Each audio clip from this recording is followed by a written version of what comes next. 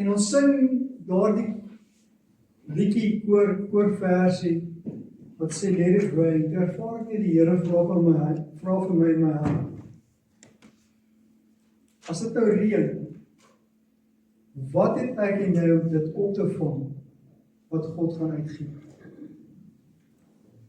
Hoe lyk ons waterbakke? Hoe lyk ons opvangbakke waarin ons die heerlikheid van die Here wil opvang en inneem? Hoekom? Hoekom sal die Here my wil seën? Hoekom sal hy sy salwende krag oor my lewe wil uitgee? Dis sodat ek eintlik maar net 'n geleibuis, soos 'n tuinslang kan wees, waardeur sy heerlikheid kan vloei. Want God doen dit nie vir my nie. Hy doen dit sodat ander daardeur geseën kan word, sodat ons ander kan bereik. Ek gaan dink 'n bietjie daaroor en dan gaan ons bietjie nou gesels oor. Môre se tema. Ek het vanoggend, inteendeel gisteraan, was dit volgende of gisteraan, dit was gisteraan, toe ek my notas op my apparate laai, nou soek ek dit en ek kry dit nie. Toe sien ek het verlede jaar, in Junie maand het ons 'n reeks bedien, en ek het op daardie stadium gepraat oor die doping met die Heilige Gees, en as die Here my gaan help, dan wil ek graag met u 'n volgende keer meer daaroor wil ek met u deel. Maar ek wil vanoggend met u gesels oor die uitstorting van die Heilige Gees. Dit is een van die grootste gebeure in die geskiedenis van die mensdom. Want dit was die dag toe God by ons kom, nie net inwoon het nie, maar homself op 'n nuwe manier het hy ons lewens aktief kom raak. Ek is so dankbaar ons leef in 2026 post-Pinksterdag. Kom ons kyk 'n bietjie, en voordat ek in die woord gaan induik, kom ons kyk 'n bietjie wat sê Jesus in Handelinge in vers 5, en ek gaan net terugkom na hierdie vers toe. Handelinge 1 in vers 5, want Johannes het wel met water gedoop, maar julle sal met die Heilige Gees gedoop word, nie lank na hierdie dae nie. Dit is Jesus wat hier praat. Jesus gee opdrag aan sy disippels en hy sê vir hulle moenie uit Jerusalem uit weggaan nie. Want wanneer die dooping met die Heilige Gees gaan plaasvind, sê hy, julle sal krag ontvang wanneer die Heilige Gees oor julle kom, en julle sal my getuies wees in Jerusalem, sowel as in die hele Judea en Samaria en tot aan die uiterstes van die wêreld. Van die aarde. En nou gaan daar tyd verby. Die disippels gaan sit en nou wag hulle. Wanneer gaan dit gebeur en wat gaan gebeur wanneer dit gebeur wat Jesus hier sê? En dit is vir ons belangrik om te weet dat in die Bybel is daar 'n progressiewe openbaarmaking of openbaring van God. En ek dink baie mense verstaan dit nie. Ek het onlangs 'n gesprek met iemand gehad wat juis vashou in die Ou Testament. Maar kom ek gaan nie vanmôre gou help. Jy sal sien in die Ou Testament vind ons die openbaring van God die Vader. Dit vind ons hoofsaaklik in die Ou Testament. Dan vind ons die openbaring van Jesus, die Seun, in die eerste 4 boeke van die Nuwe Testament in die Evangelies. Ja, dit is so, dat in die Ou Testament was daar profete, selfs Dawid het geprofeteer oor Jesus, wat sou kom, die Messias wat sou kom. Maar die openbaring van wie Christus is en wat hy kom doen, het vind ons in die Evangelies.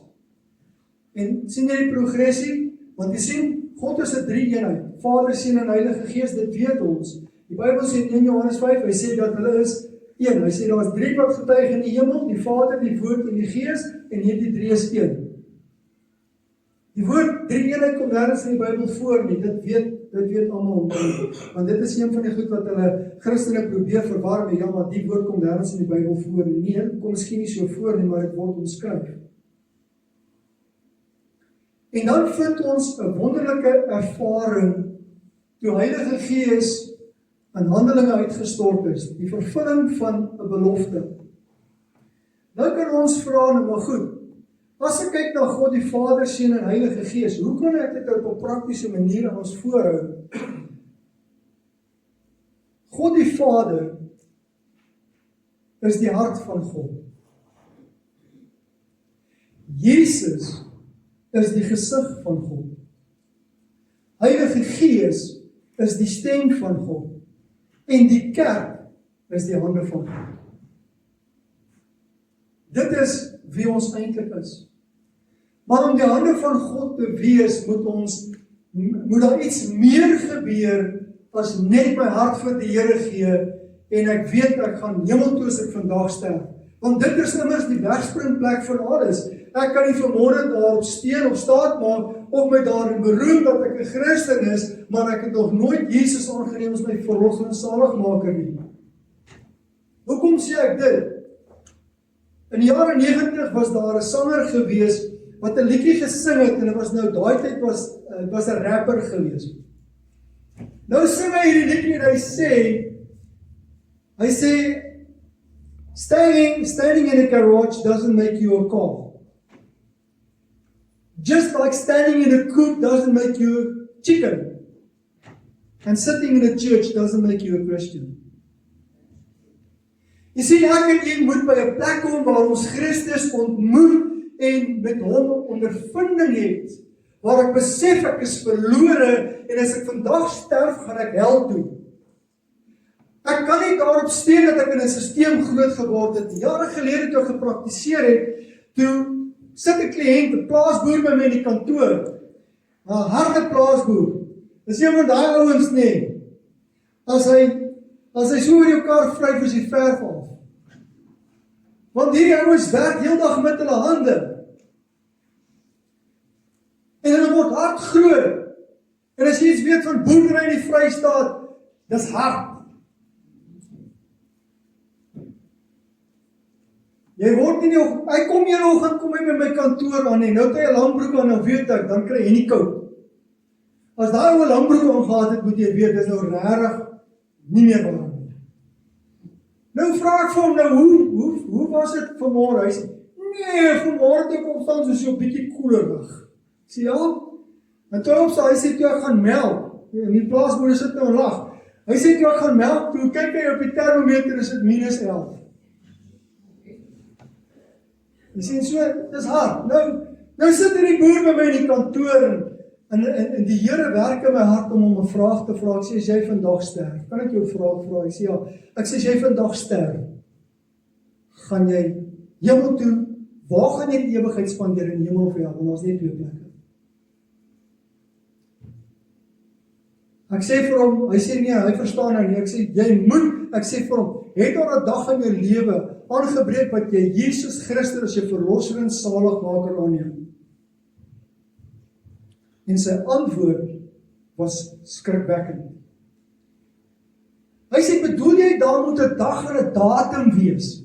Ek sê, ja, net soos 'n geboorte. Sy antwoord was, nee, quote. Ek dog jy word maar in die stelsel groot.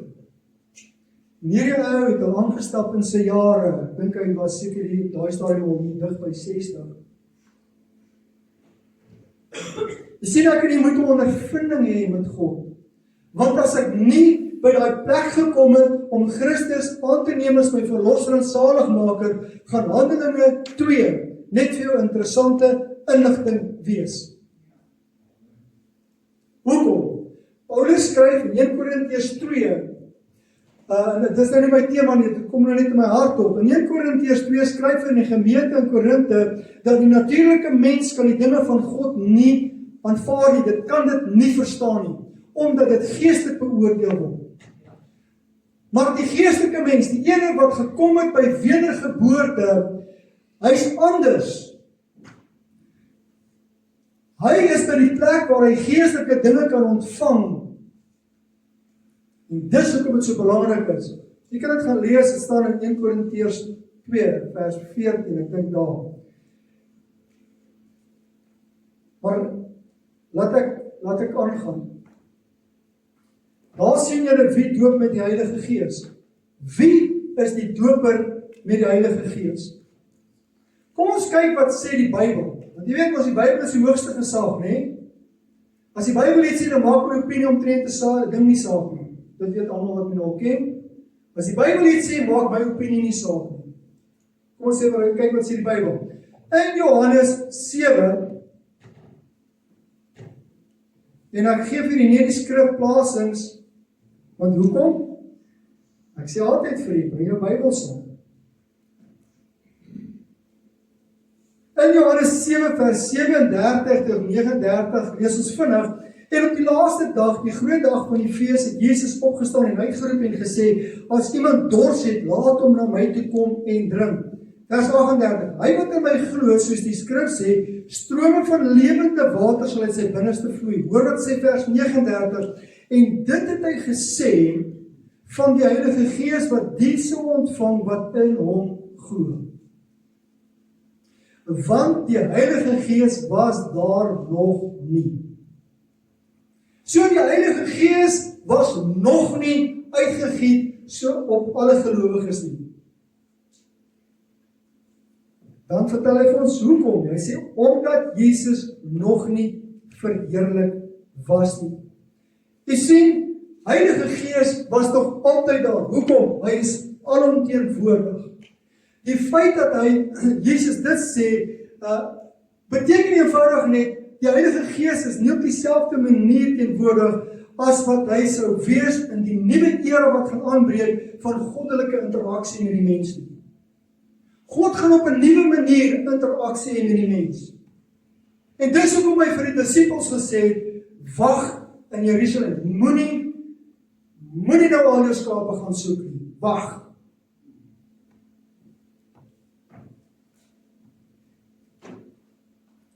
Want jy sien, dit sou eers gebeur het na die hemelvaart van Jesus Christus. Dan sou hierdie belofte wat, en ons gaan nou kyk, vinnig daarna kyk, en ek wens ek het tyd gehad om regtig in diepte hierin te gaan. Ek wou vanoggend, waar ek hier so daai tafeltjie gesit het, en net die boeke wat ek het, oor die Heilige Gees, daar gesit, dan kan jy sien. Ek het 'n boek, wat sê, An Introduction to the Holy Spirit. Weet jy hoe dik is daai boek? Hy is oor die 500 bladsye dik. Dan is dit 'n inleiding, pastoor Koos, net 'n inleiding tot die Heilige Gees. Dit is, ek het ander boeke daar wat mense geskryf het oor die salwing, ek het boeke oor die dooping met die Heilige Gees, ek het al hierdie goed, 'n verhouding met die Heilige Gees, ek het sulke boeke, so om vir die vanmôre te probeer alles sê wat ek moontlik kan, ons sal middagete en aandete hier moet hou. Maar kom ons kyk ook in Johannes, en ek spring nou verder, in Johannes 1, kom ons gaan terug, hulle sê kom ons vat 'n stapie terug, Christusperspektief, né? Nou kom Johannes, en hoor wat sê Johannes, hy sê,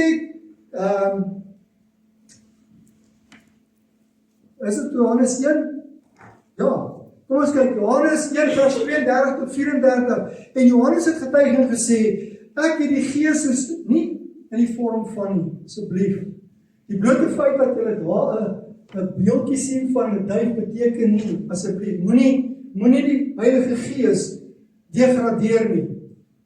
Dis 'n beeldspraak. Hy sê ek het die Heilige Gees soos 'n duif uit die hemel sien neerdal en hy het op hom gebly. En ek het hom nie geken nie, maar hy wat my gestuur het om met water te doop, hy het aan my gesê, op wie jy die Gees sien neerdal en op hom bly, dit is hy wat met die Heilige Gees doop. En ek het gesien en getuig dat hy die Seun van God is.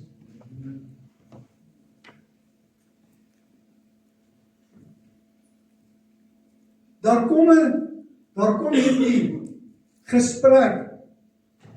Is die inwoning van die Heilige Gees nie maar dieselfde as die dooping met die Heilige Gees nie, want daar is kerkgenootskappe wat dit glo. Daar's groot denominasies wat dit glo. Hoofstroomkerke glo dit. En hulle verkondig dit. En mense aanvaar dit en hulle glo dit ook. En as ek nou met hulle gaan sit en gesels, of iemand wat bietjie meer weet van die onderskeid tussen die twee, dan raak dit baie keer 'n ewige debat. En soms is daar groot woordewisselinge. Kom ons gaan kyk vanaand. In Johannes 7 vers 39 het ek al klaar vir julle gelees. Johannes 7 vers 37 tot 39 het ek reeds vir julle gelees. En hy het dit gesê, ek gaan net vers 39 weer herhaal. En hy het dit gesê van die gees van die wat herhaal. En hy het dit gesê van die gees wat die ontvang wat in hom glo, want die Heilige Gees was daar nog nie, omdat Jesus nog nie verheerlik was nie. Jesus profeteer vooruit 'n nuwe era van goddelike interaksie na die hemelvaart. 10 dae gelede, donderdag verlede week, het ons hemelvaart gevier. Dit was 40 dae nadat Jesus uit die dood uit opgestaan het. Vandag merk 50 dae. 50 dae nadat Jesus opgestaan het. In Johannes 20 vers 21 en 22 kyk 'n bietjie op watter tydstip gebeur dit. Ek deel graag na die tyd my notas met julle. Jesus sê toe weer vir hulle: vrede vir julle, soos die Vader my gestuur het, stuur ek julle ook. Ek kan eintlik net hier stop. Want voordat Jesus gestuur kon word om sy mandaat te gaan vervul, moes hy eers aangedoen gewees het met die Heilige Gees krag en heerlikheid van God. Daarom sê Jesus, ouens, dis nou my nie opgetekende weergawe. Ouens, dis nie net genoeg om tot bekering te kom nie. Daar's baie meer as wat ek en jy beleef en ervaar. Daar is skatte wat God vir ons wegsteek, vir die wat bereid is om die prys te betaal om dit te gaan uithaal. Dan sê hy, Heilige Gees vind plaas by wedergeboorte. Onthou, hierdie ouens het klaar Jesus aangeneem, so dit is klaar wedergebore. Maar nou sê Jesus, hulle gaan nog die Heilige Gees ontvang. En hier kom 'n baie interessante skrif. Hy sê, nadat hy dit gesê het, blaas hy op hulle en sê vir hulle, ontvang die Heilige Gees.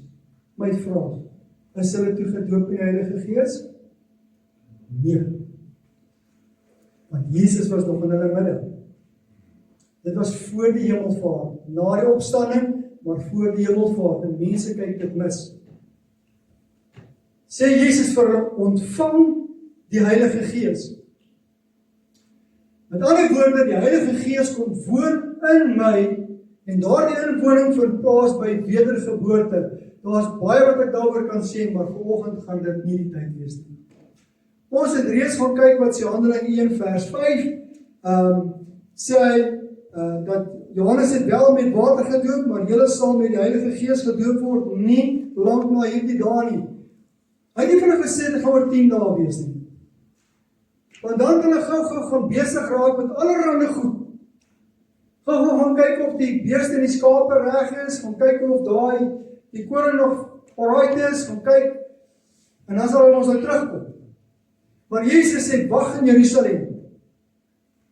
In vers 8 sê hy, maar julle sal krag ontvang wanneer die Heilige Gees oor julle kom, en julle sal my getuies wees. So wanneer is jy 'n effektiewe getuie? Wanneer die krag van die Heilige Gees oor jou gekom het, dan is jy 'n effektiewe getuie. En dit is hoekom baie mense uitwaag in bediening vanmôre, en deur die jare en deur die generasies, het mense, manne en vroue uitgewaag in bediening, sonder dat hulle bemagtig is deur die krag van die Heilige Gees, en dan kry hulle seën.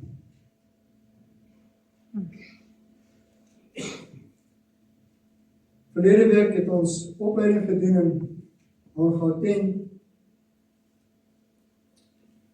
En nou is dit 'n hele saal vol predikante En die gasspreker sê,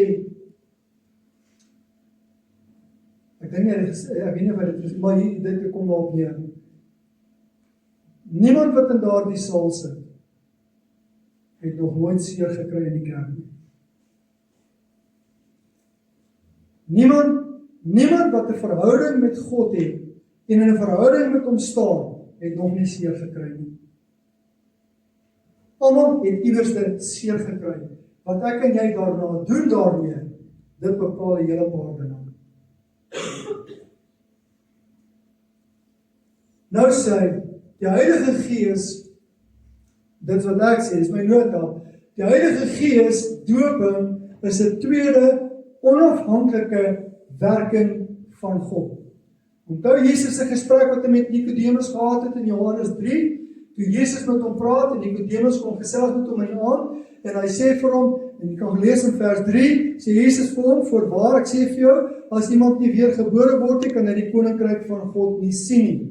Onthou, sien nie. Nou kom Nikodemus in vers 4 en hy sê, hoe kan ek wat 'n ou man is weer terug in my moeder se skoot? En Jesus sê vir hom in vers 5, voorwaar ek sê vir jou, as iemand nie weergebore word uit water en gees nie, kan in die koninkryk van God nie ingaan nie.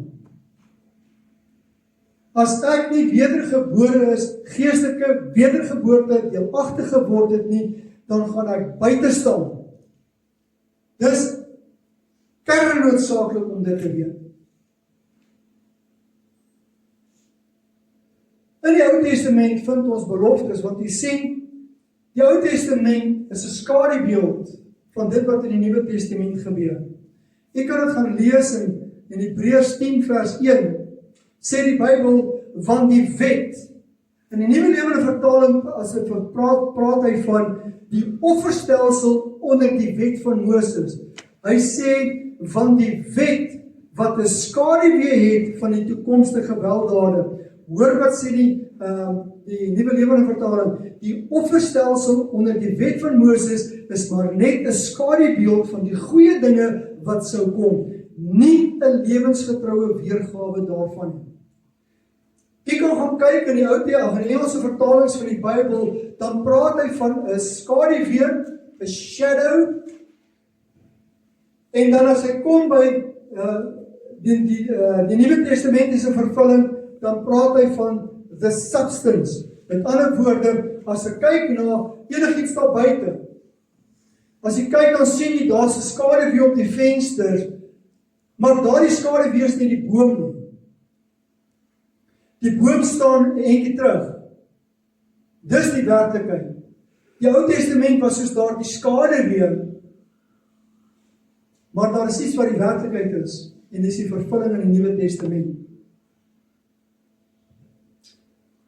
In Jesegiel 36, vers 26 en 27, en wat vir my so mooi is, die hele hoofstuk 36 lees ons, waar God met Israel, dit is eintlik nie Israel nie, dit is Juda, praat hy om terug te keer na die beloofde land toe, en hy gaan hulle herstel, en dan sê hy vir hulle, ek doen dit nie ter wille van julle nie, ek doen dit ter wille van my naam. Ek doen dit ter wille van my, nie ter wille van julle nie. En dan kom ons later in vers 26 en 27 lees ons die volgende, en ek sal julle 'n nuwe hart gee en 'n nuwe gees in julle binneste. Soos wat klink dit in die Nuwe Testament? Wedergeboorte. Want die Here verander jou geestig. Hy sê, en ek sal die hart van klip uit julle vlees wegneem en julle hart van vlees gee. Hoor dit sê vers 27, en ek sal my gees in julle binneste gee en sal maak dat julle in my insettinge wandel en my verordeninge onderhou en doen.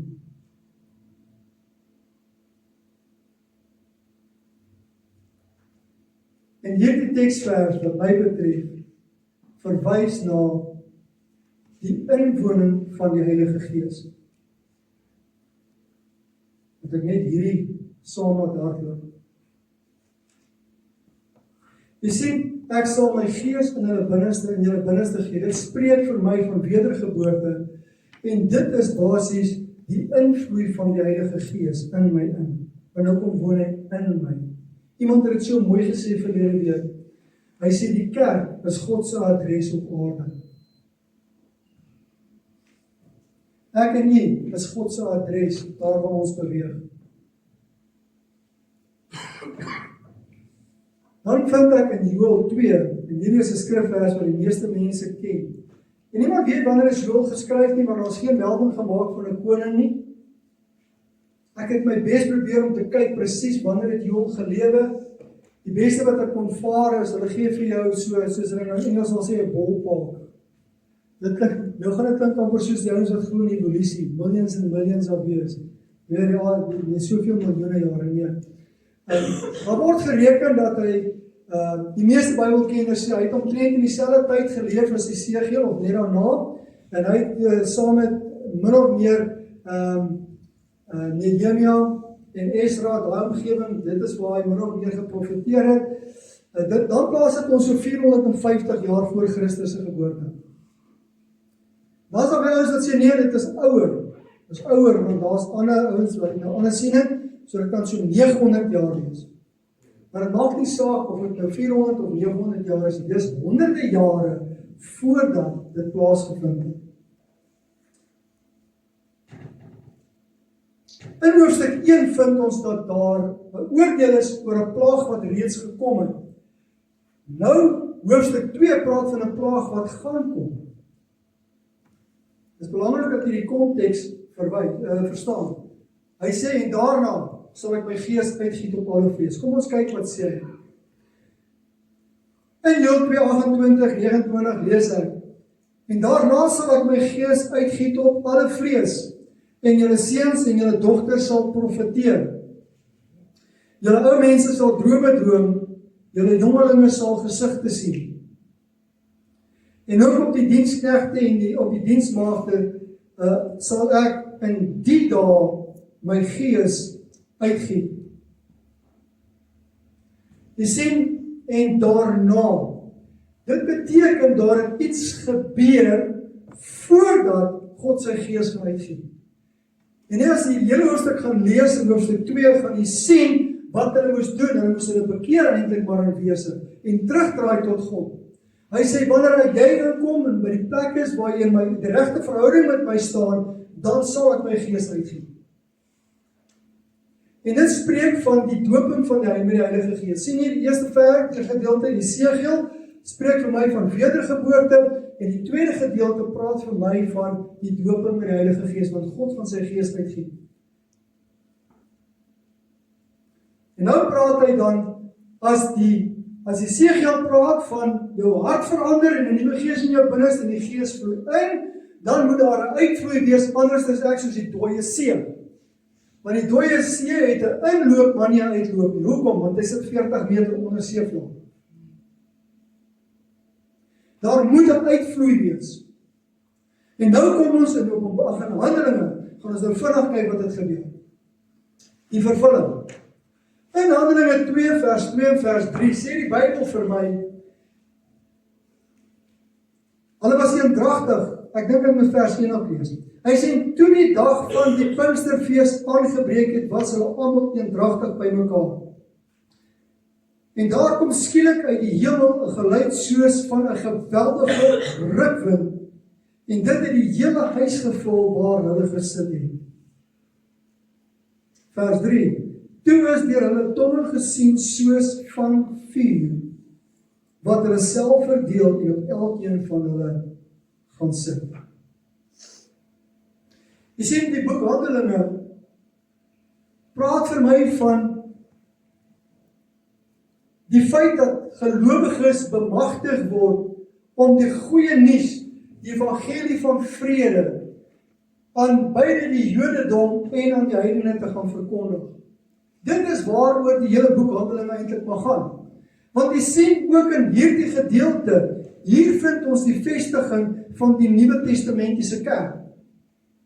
En die kerk, sien ek, is die belofte vervulling van elke Ou Testamentiese belofte wat God gemaak het. Maar kom ons kyk wat het gebeur. Ons sien hier dat 'n nuwe era van goddelike interaksie ingewy word. Want nou is Heilige Gees nie net buite hulle nie. Hy is nie net in hulle nie. Hy raak op 'n nuwe manier oor hulle vaardig.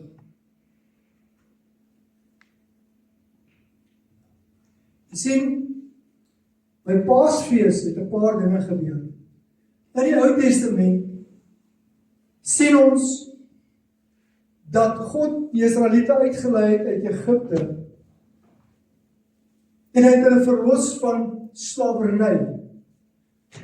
Dit is wat hulle herdenk het. God het hulle vrygemaak van daardie juk waaronder hulle was. Wat gebeur in die Nuwe Testament? Ons vind dat Jesus Christus op Paasfees, op Goeie Vrydag, Paasvrydag, is hy gekruisig.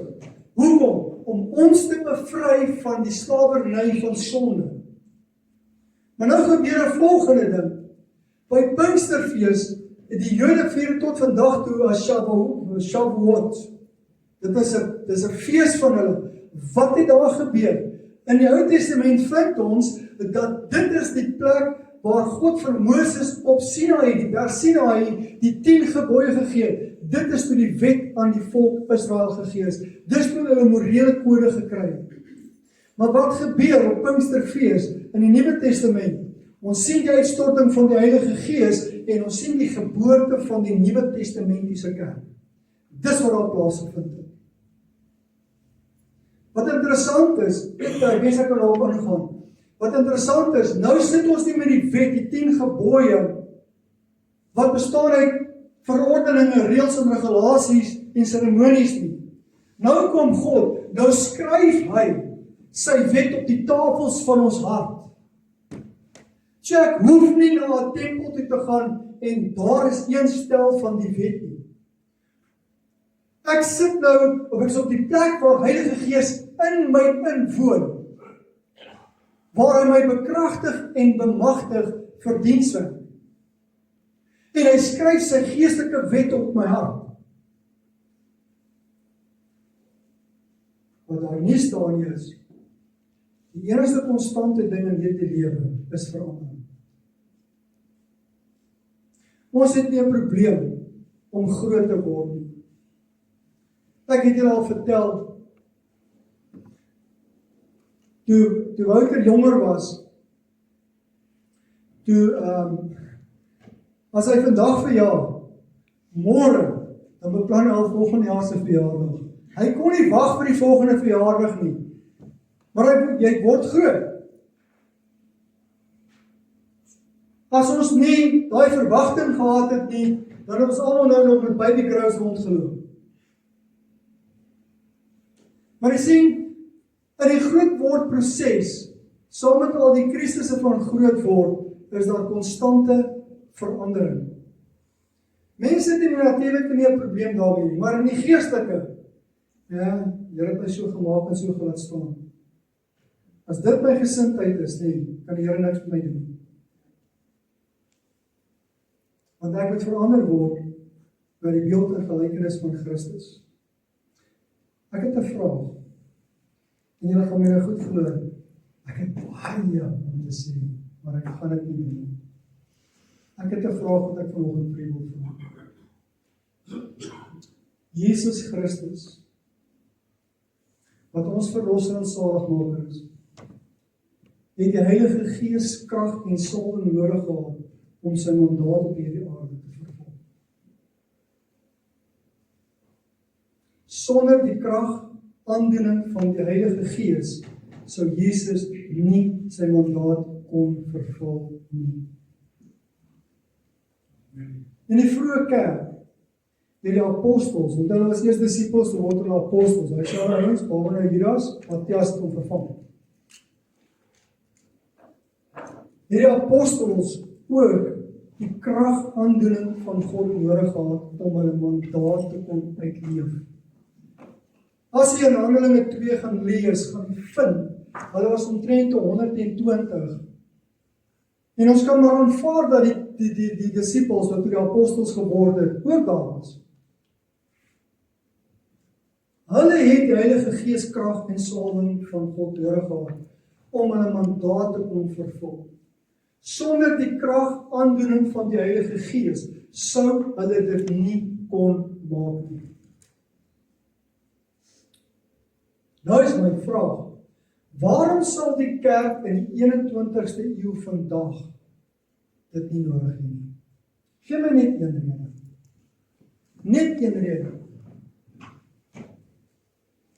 Want jy sien, wat my interessant is, van die begin van die geboorte van die kerk, het elke generasie geglo leef aan die einde van tyd.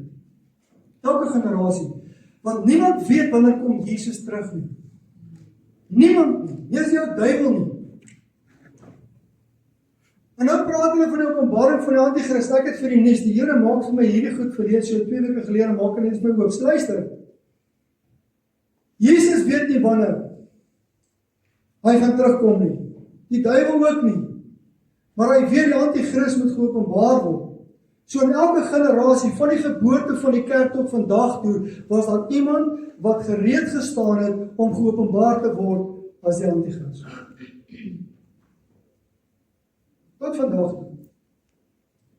Dit bring my terug by die kerk. Die aanslag teen die kerk is nie minder as wat dit was in die tyd van die vroeë kerk nie. Dis anders. Ek kan nie besig hou met getuienisse. Ek kan vir u vertel hoe ons seun basies uit die kerk uitgesit is omdat evangelisasie doen op die kampus by die universiteit. En wanneer dit begin, gebeur in hierdie jaar.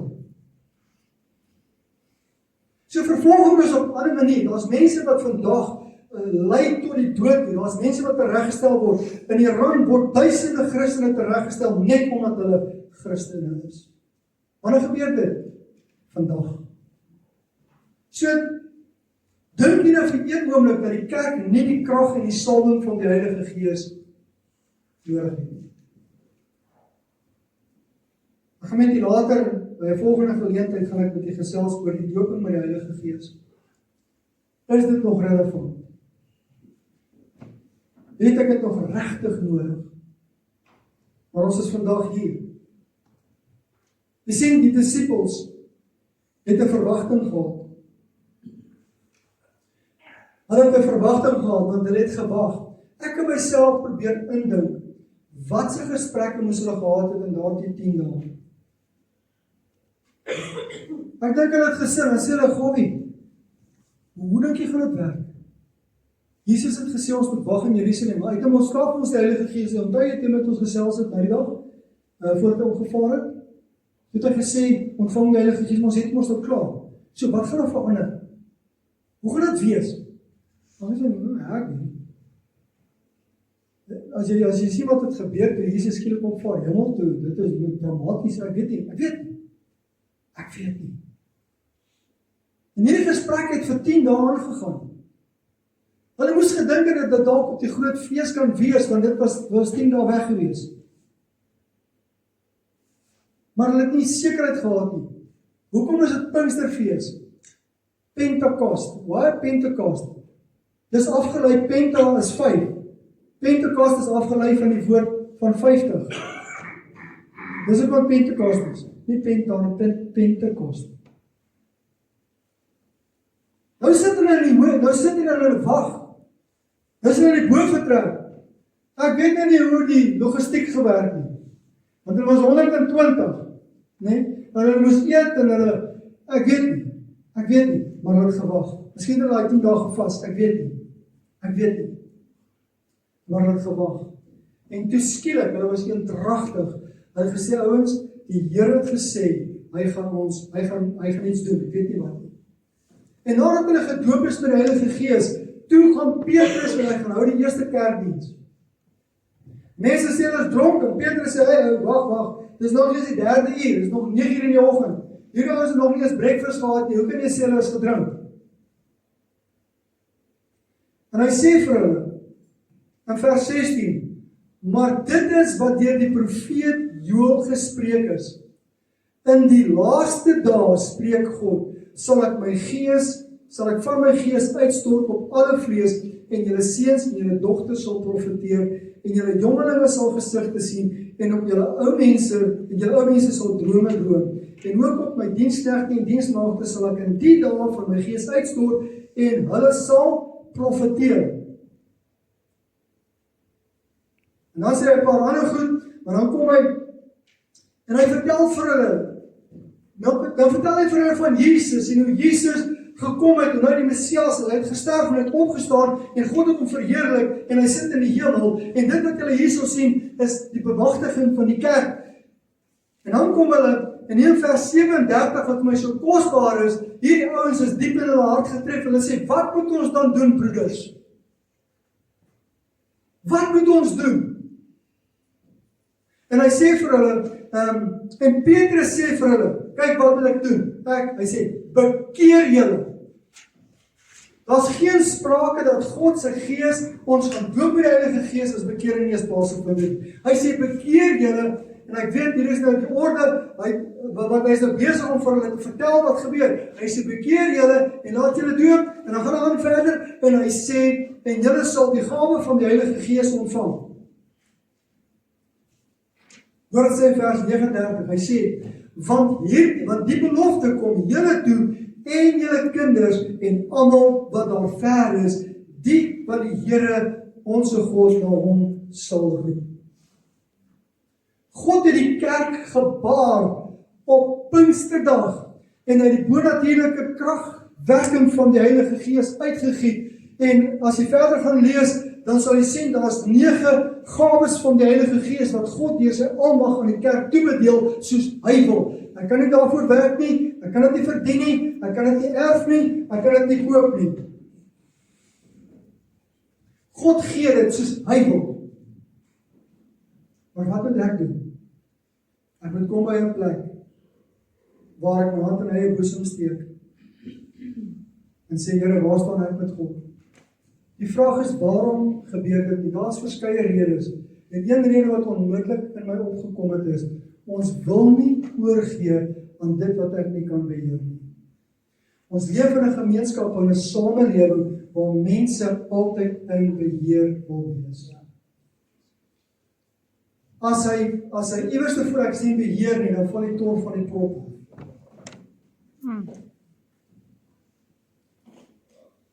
Nou waar los dit my? Die disippels het 'n verwagting gehad. Hoe lyk jou verwagting vanmôre? Is dit vir ons genoeg om te weet, ek is op pad hemel toe, sing en altyd sing, daai liedjie nie?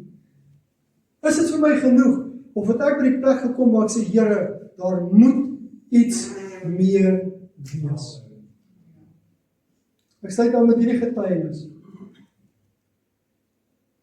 Ek kom in matriek en ek besef ek kan nie weermag toe gaan as my saak met God nie reg is nie. En daardie jaar het ons nog grensdiens gedoen.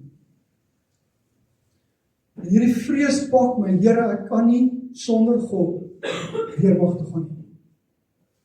Ek gee my hart en lewe vir die Here. Ek is gedoop en al die goed wat ek gedoen en gehoorsaamheid, maar die dooping met die Heilige Gees was afwesig. So gaan ek weermag toe. Die Here gee my genade, een hand op 'n patrollie, lei ek my seksieleier, deel ek met hom die Here. Op daai stadium, ek het nie vir ons sê, kom ons doen die Sondag gebed nie. Ek loop om eendag raak in Potch, terwyl ek daar studeer. Toe vertel my, kom ek vertel jou wat gebeur het. En hy vertel my van goed wat ek al vergeet het. En die blote feit dat ek met hom die evangelie gedeel het in my gebroke manier, want ek het nie onder die kerkbanke groot geword nie, dit lyk nie vir party mense so, maar ek het nie. Ek het in die onderdorp groot geword. En hy sê vir my, hy het net my gesê, dankie dat ek met hom tyd spandeer, want hy het tot bekeer gekom, hy is toe getrouwd, en hy vertel toe vir my, hy en sy vrou was in China gewees, wat hulle sendingwerk gedoen het. Dit was voordat ek ontmoeting met die Here gehad het, daar ontmoeting. In my 2de jaar op universiteit, 4 jaar nadat ek my hart vir die Here gegee het, een aand by my huis self, op 'n Dinsdag aand, ek doop die Here my met die Heilige Gees. En niks was daarna weer dieselfde nie. Niks was dieselfde nie. Alles het anders gelyk. Maar ek en jy moet kom by 'n plek waar ons sê, Here, ek gee oor. Jy sê dit ook vir my.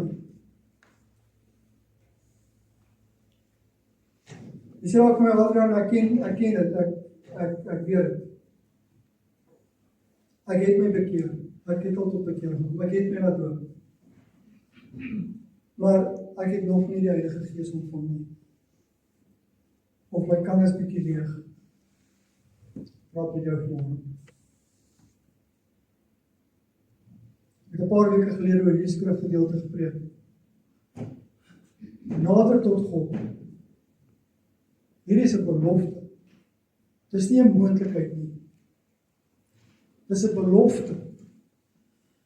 Maar dan moet ek iets doen. Ons moet opstaan en sê, Here, ek neem die eerste stap. En baie mense het my gebid met die dooping met die Heilige Gees vandat ek tot bekering gekom het en dit het nie gebeur nie.